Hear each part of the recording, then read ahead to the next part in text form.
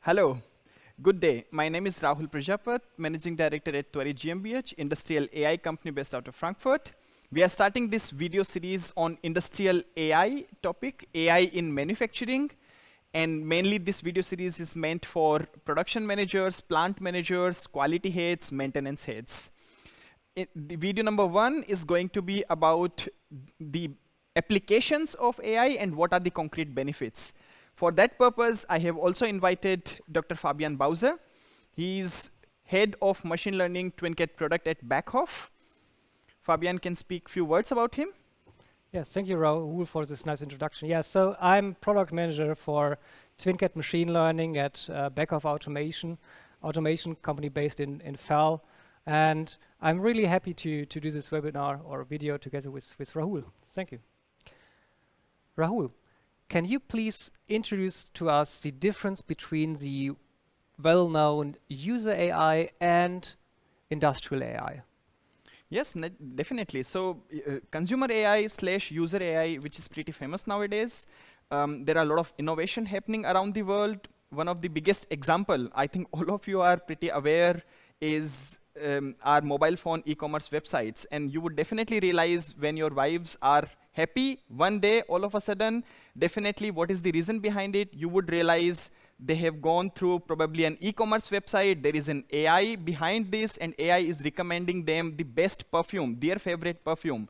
Probably that is the reason of the happiness behind, right? So yes, I would like to say here, industrial AI is also becoming more and more democratized. Exactly the example I gave for consumer AI. Definitely today, along with Fabian, we would be speaking more about industrial AI in this webinar.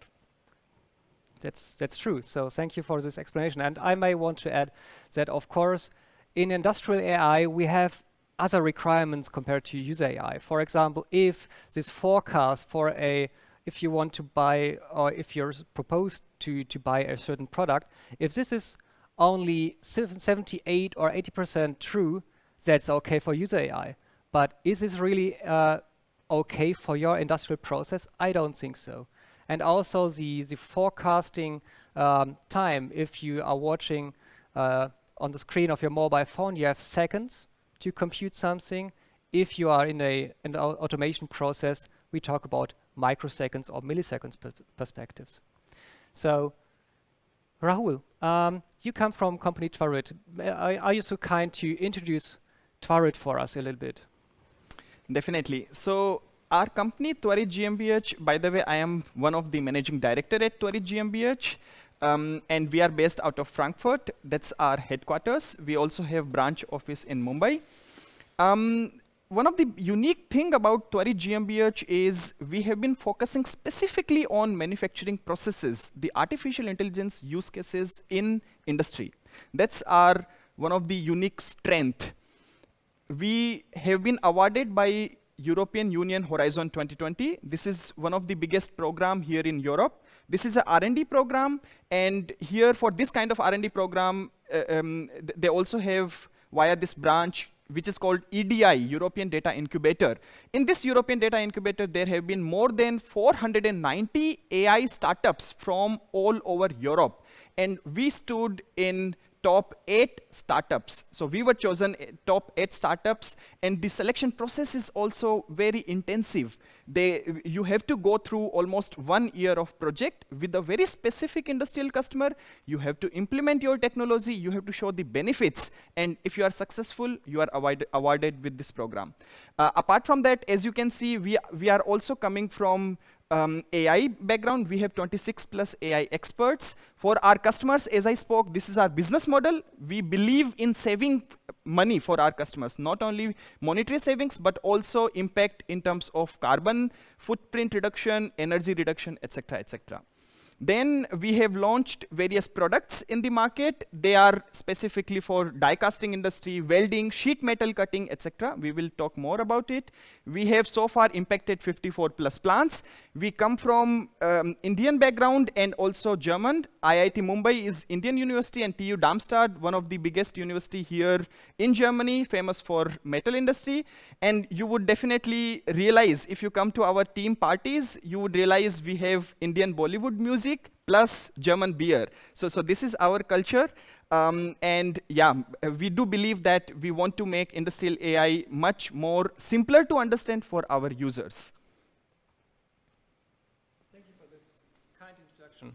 So now let's have a small focus on how we interact to each other. Can you start maybe with your part, and I can hand over?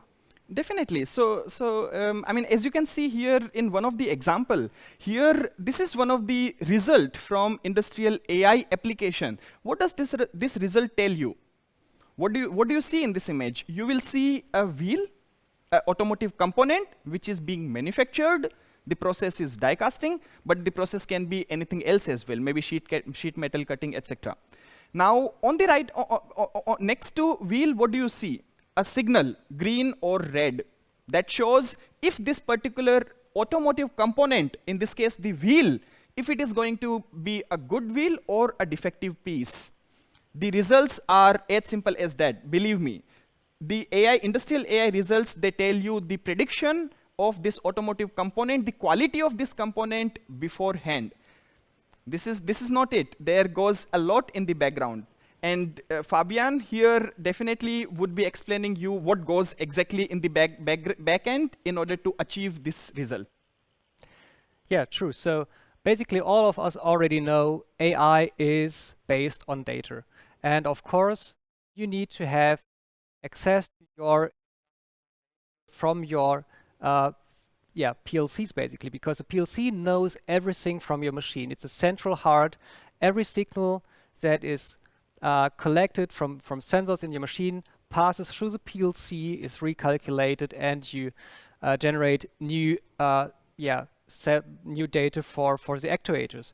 So inside the PLC, all of your data is available, and we are providing you as the machine builders or the manufacturers the tools for collecting this data. On top, we also provide, in the end, the deployment infrastructure for such kind of algorithms that Rahul may develop for you. So he's generating the model. We hold the infrastructure products to deploy it somehow in the factory floor. As you as a Beckhoff customer may already know, Beckhoff always acts as the supplier for the automation infrastructure. So we provide the components and the software framework. And of course, we are happy to help you to implement your AI algorithms inside the factory floor. So we are completely open. So if you like to model your AI algorithms on your own, we are happy and we support you in that. If, for example, you want to have basically an AI service or direct products from Tvarit, then of course you're also very welcome to work with Beckhoff and Tvarit together, and we help you in the integration. Let me also share with you a study from the Mechanical Engineering Industry Association, VDMA, which found that more than 90% of all companies rely on external support and services for their AI initiatives. So please don't hesitate to contact us, either Beckhoff or Tvarit, and we can together move on with your AI project. So now let's proceed to a small pie chart here depicting the challenges when implementing AI in industry. So Rahul, from your experience, do you think this pie chart is correct? What do you experience so far when you spoke to so many different customers? Absolutely, absolutely, Fabian. So this pie chart is pretty much correct. I can definitely attest that after almost 54 plus plants we have impacted so far. And I can definitely say one of the biggest challenge is rightly pointed out here in this pie chart, unclear use case. Just 2 days back, a real scenario, I and my colleague Tobias, we were having this call with the customer. Use case, sometimes they talk about quality. Sometimes they talk about improving their machine uptime. It's always so difficult to estimate how much is ROI, how much is the impact from which use case. And that's where at least one good news is we have this Tvarit Industrial AI platform. And via this platform, we already give a very specific ROI estimations for a given use case, for a given specific manufacturing process, if we have done that in past. If we have not done that in past, of course, we will enter into this workshop. So definitely, yes, this was one of the biggest challenge. Another challenge, as you can see here, the second pillar is data. Now, data unavailability makes the whole AI initiative fail. My friend Fabian definitely can explain more about this data. Sure. So, first of all, you need data. Without data, your AI project will not happen. So, and the Industry 4.0 initiative is one of the major foundations of the AI initiative. So you may need to make your data available of your machines, either using communication protocols like OpenC UA, MQTT, or directly implement interfaces to databases like an MS SQL or Progress SQL database. So that's one of the foundations. Otherwise, my friend Rahul has no data to work on. Without data, no AI. Sorry. Okay. So the goal of this webinar is to tackle all of those challenges mentioned on this slide, and we hope that we can clarify most things during this webinar. If not, of course, we are open for further discussion. So let's proceed to the buzzword industrial AI. What is industrial AI? So in this case, we tried to sectorize a little bit and collected different kinds of descriptive words. So, for example, it is not very new. So if you see in this blue area, it's derived from applied statistics and also optimization theory. So quite old areas in math, and both together form the foundation of artificial intelligence. So not really new, but just is the foundation of what we do now here. And basically it's learning on samples or learning from experience. So as we told before, it always relies on data, and if you collect more and more data, we have the foundation to do statistics and also the foundation to optimize algorithms based on that sample data. So that's basically the foundation of AI. Rahul, do you want to take over and take us through the slide further? Definitely. The evolution here, as Fabian already mentioned, it started from statistics. Then we had evolution in terms of algorithmic that learns from the experience. But what next? In this red sphere, you see neural network, you see support vector machine, you see random forest. What are they? They are essentially the algorithms. They have existed for a long time. What is the difference now? What has happened new? In last 1 decade, something which has happened completely drastically new is compute power, number 1. Number 2, the learning capability. So compute power in terms of CPUs and GPUs. Hardware has become more and more accessible, economy-wise as well as technology-wise. Number 2, from capability point of view, these algorithms have become more intelligent. The research community has come up with new learning schemes such as transfer learning. Transfer learning means that you build one AI model for your first machine, for your pilot machine. Now, how do you move from this pilot machine to 10 more similar machines or even different plants within your company? Transfer learning nowadays is not a dream. It exists for image processing and natural language processing, but here in industrial AI community, we are also doing research on transfer learning for sensoric data, which means that even in industrial AI, this transfer learning would exist, and this would go on. This would ultimately take us to the final 4th sphere, as you can see here in the brown, abstraction of real and complexity. So the algorithms would become more and more accessible and more usable by the users. Thank you for this introduction of industrial AI. And I think a very interesting approach that you also introduced to me, I wasn't aware of, is the description of AI projects together with Six Sigma. Six Sigma is very well known Definitely.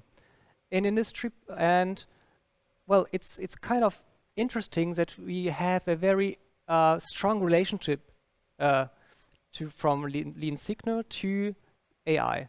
Can you introduce this to our watchers? Perfect. So here in this slide, what we are explaining is how exactly artificial intelligence is similar to Six Sigma.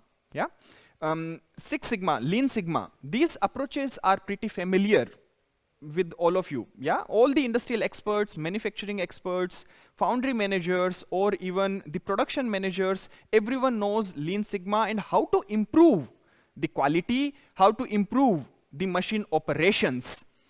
In this approach, we have define, measure, analyze, improve, and control. These are the 5 steps. These steps, why do they exist? They exist in order to achieve these goals. They help us doing operational efficiency improvement, reducing the defect to 0, reducing your energy consumption, CO2 emission, and optimizing your supply chain. This is very clear so far. This was easy.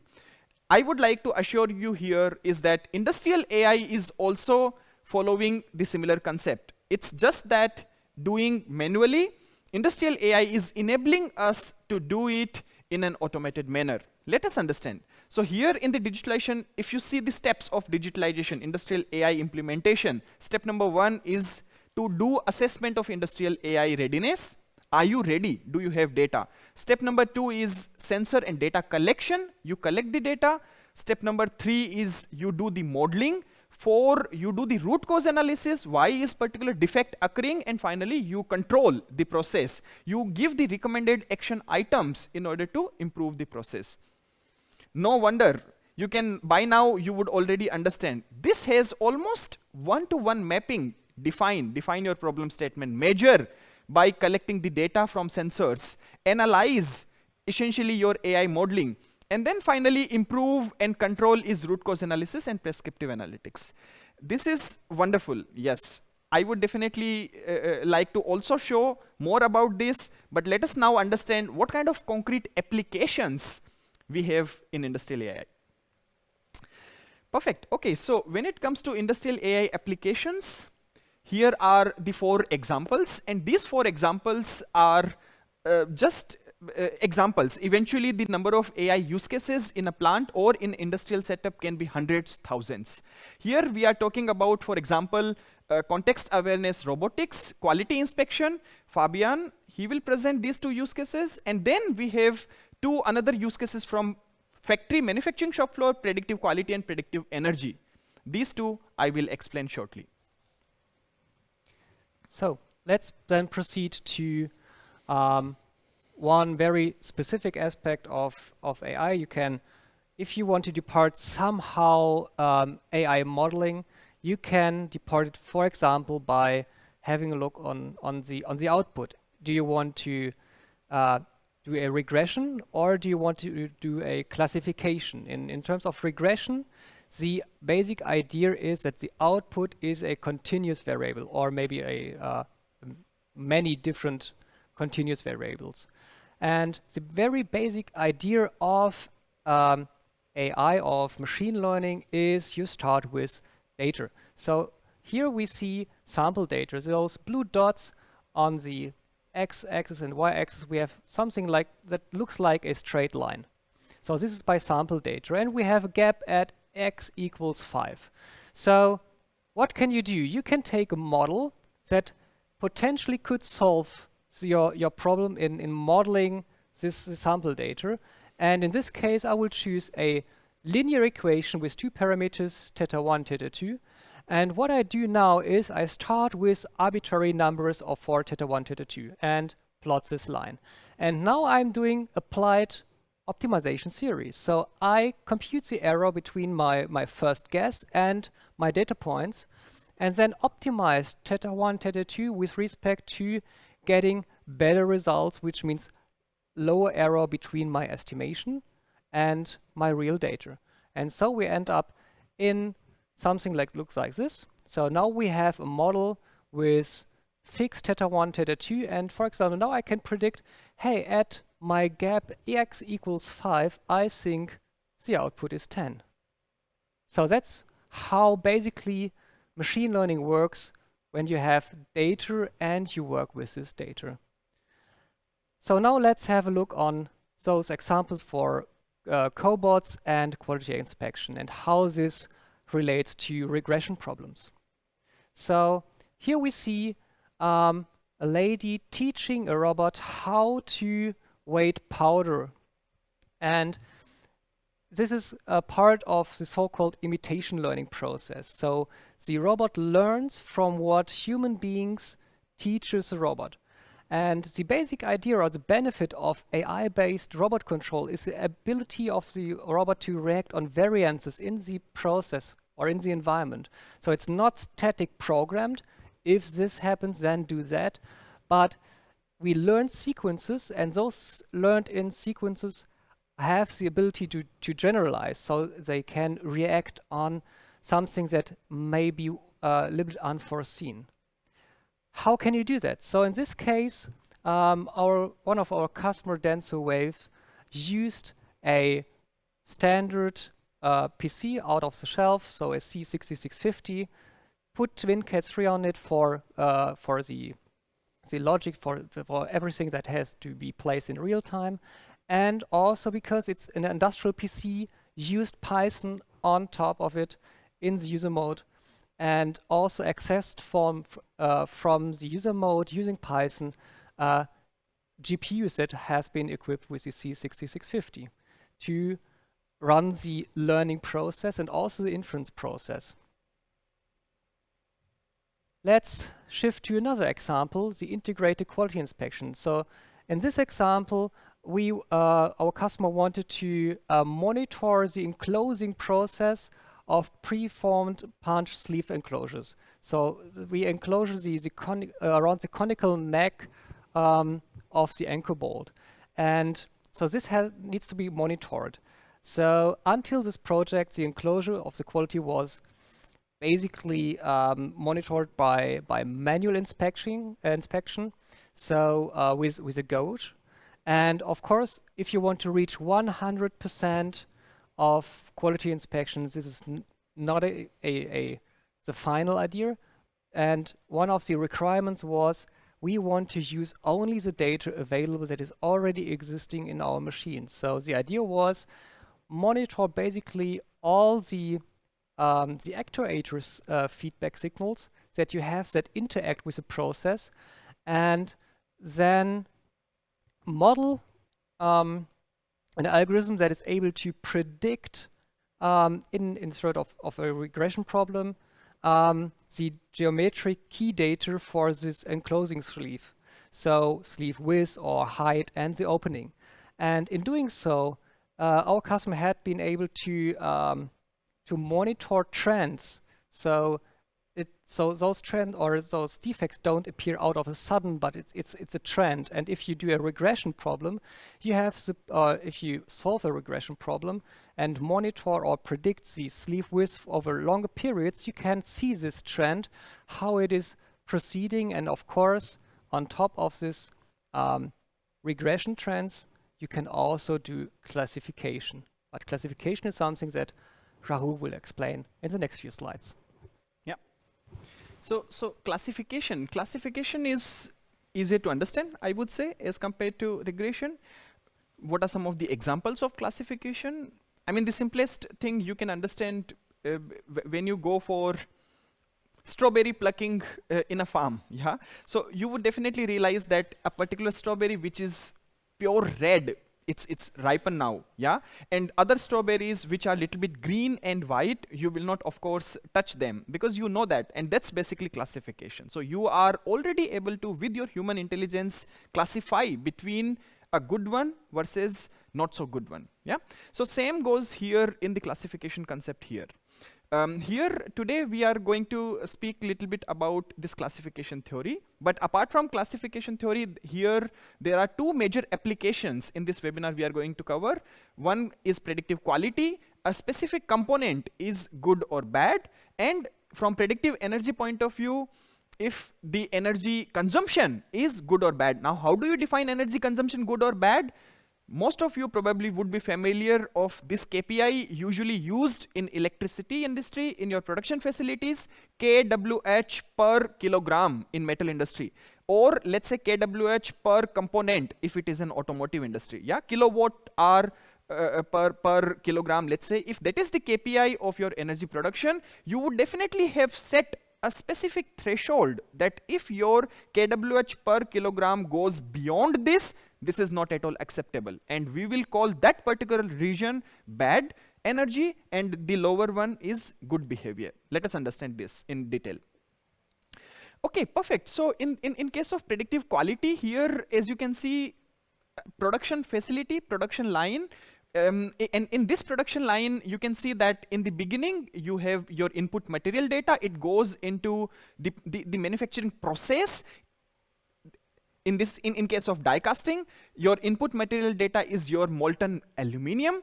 It goes into a die casting machine, and then what comes out is a casted wheel, a casted automotive product component. And if this automotive component is good or bad, usually in die casting industry, people use X-ray machines in order to detect if a specific part is good or bad. Yeah, this is simple concept. Now, what we do is we take the historical data. In the historical data, we see which ones were good wheels and which ones were the bad ones, and corresponding to the bad ones, we will train our AI algorithm. You can also say that corresponding to those bad ones, the patterns, the pattern recognition, we will do those pattern recognition, and those patterns will keep stored in this AI model. And in future, this AI will keep learning on its own again and again, and it would keep storing all different kind of patterns. So this is the concept. Here, I am also giving a very brief impact analysis from our past experiences in this industry. We can definitely say that OEE increment up to 5%, reducing your rejections starting from 20-30% within first year. It can go all the way up to 60% reduced rejections. It can also help us saving the energy, and finally monetary benefits. Who does not like monetary benefits? Perfect. So now let us understand the predictive energy use case as well. In case of predictive energy, as I have explained earlier, two very important KPIs. One is kWh per kilogram, and the second one is kWh per automotive component, which is being manufactured in your manufacturing facility.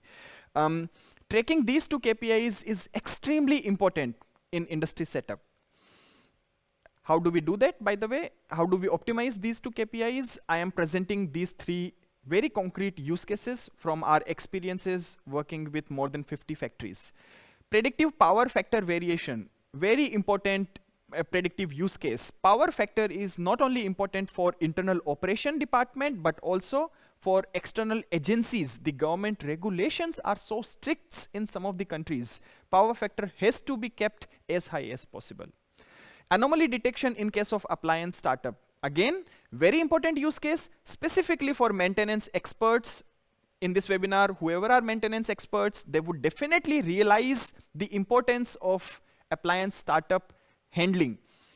What we have seen in many factories, the appliance startup always shows an energy anomalies, and sometimes these energy anomalies are too big that they contribute, they actually make your KPIs fluctuate a lot, kWh per kilogram and kWh per component. They go out of the bound.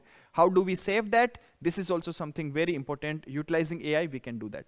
The final AI concrete use case for energy is AI-based duty cycle optimization. And now, apart from these use cases, as I have mentioned earlier as well, it's very important to see how much benefits are we receiving, what are the impact. In terms of monetary saving, the impact is up to 200,000 euro per year. This is applicable in our experience for a factory of 40 to 50 million euro cost, and there they have the energy cost up to, let's say, 2 to 3 million euro. That is the bracket where we have seen this 5 to 10% of energy savings. Apart from energy savings, in terms of monetary benefits, there are also impact in terms of carbon neutrality. The importance of carbon neutrality topic is very much known to everyone. Environment, definitely very important, and one of the key factor nowadays every automotive tier 1, tier 2 supplier are running after. These are also some of the biggest requirement from the OEMs as well, and hence this is also very important topic. Yeah. So in this webinar, now I think we understood these 4 use cases. These 4 use cases are essentially just tip of iceberg. We have much more, let's say, number of use cases available in Tvarit Industrial AI platform. We will definitely talk more about it in the second phase of this webinar. Perfect. So thank you very much for your time and listening to us about this introductory session on industrial AI. And there will be more videos in this series. I also want to thank you for watching. And if you want to know more, just don't hesitate to contact us, visit us at beckhoff.ai or tvarit.com. Thank you.